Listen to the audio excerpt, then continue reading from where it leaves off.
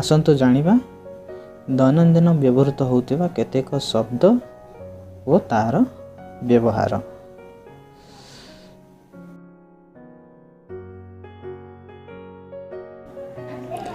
प्रथम देखिबा आई। आई माने मु। यार व्यवहार केमति करिबा? I am Niranjan. मु निरंजन अटे। I am a teacher.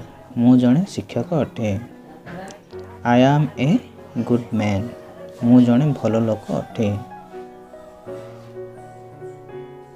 सही परि देखिबा नेक्स्ट शब्द यू। यू माने तुमे। यार व्यवहार केमति करिबा? You are Ram. तुमे राम बा तुमे राम अट। You are a student.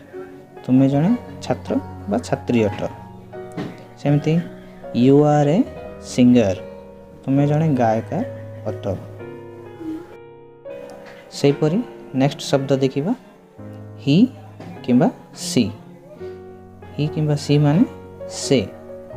ही व्यवहार करिबा पुल्लिंग पय आ सी व्यवहार करिबा स्त्रीलिंग पय। जेपरि ही इज राहुल। से राहुल अटे। He is a good boy. से भलो पिला अटे।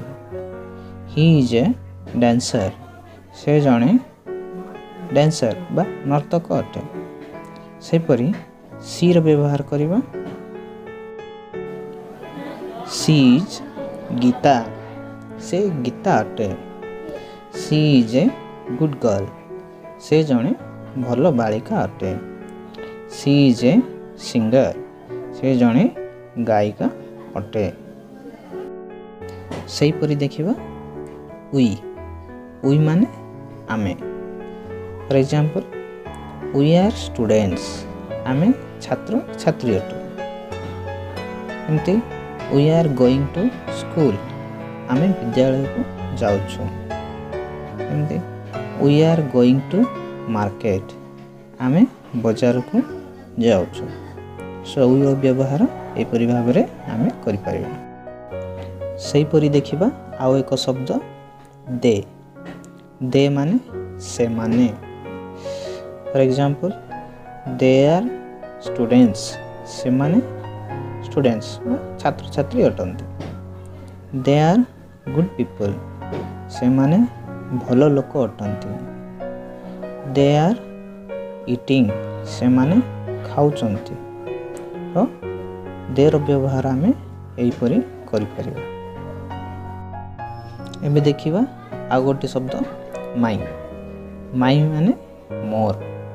जेमति कि माय नेम इज निरंजन। मोर नाम निरंजन अटे। सेमती India is my country. Bharat मो देश अटे। I love my mother. मु मो माँ को स्नेह करे। सो माई रो व्यवहार आमे एई परि भाबरे करिबा। नेक्स्ट देखिबा योर। योर माने तुमर। जेमति कि योर नेम इज गीता। तुम नाम गीता अटे। This is your book. एहा तुमर बही अटे। This is your bag. एहा तुमर बैग अटे। सही परि देखिबा आवर।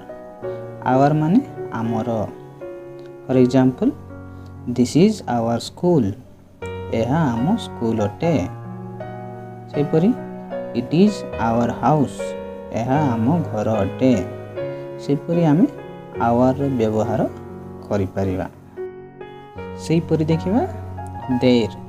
देर माने तांकर। For example it is their house. एहा तांक घर अटे। Next it is their property. एहा तांक संपत्ति अटे।